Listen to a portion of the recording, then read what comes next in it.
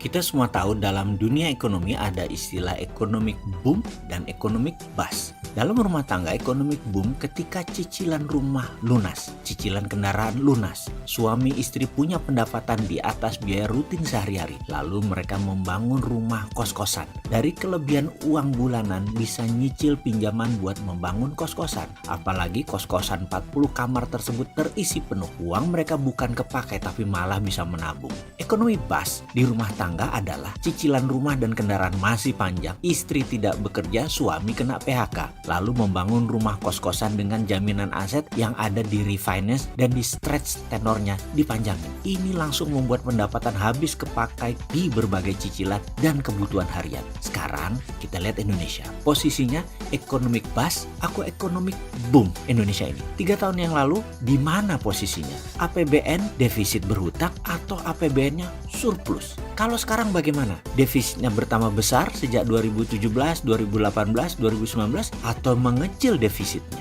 Sekali lagi, atau surplus? Masuk kategori lebih boom atau lebih bust dibanding 3 tahun yang lalu ekonomi Indonesia saat ini. Jadi berapa data defisit nasional Indonesia? Kalau data yang saya punya, defisit pendapatan primer secara akumulatif adalah 1.380 triliun defisitnya. Uang tersebut adalah uang yang Indonesia alokasikan sebagai setoran uang keluar buat asing untuk pembelian jasa impor, cicilan utang, bunga utang, dan uang keuntungan investasi asing yang ditarik keluar. Ngimpi saya sih membayangkan kalau uang itu beredar di dalam negeri, selesai masalah ekonomi. Ekonomi boom namanya. Tapi bagi saya, karena defisitnya primer segitu besar, ya jadi bust.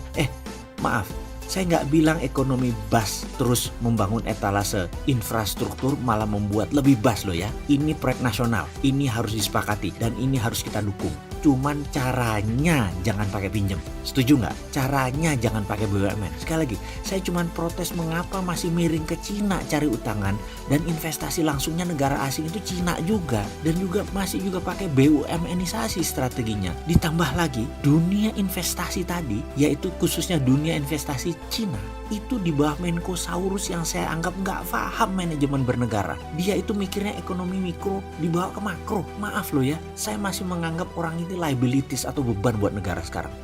Bentar, jangan-jangan aset buat negara sekarang. Saya pasti salah. Semoga dia adalah yang membawa Cina masuk dan memberi karpet merah ke Cina itu adalah aset. Saya berdoa semoga saya yang salah dalam urusan melihat masalah negara ini.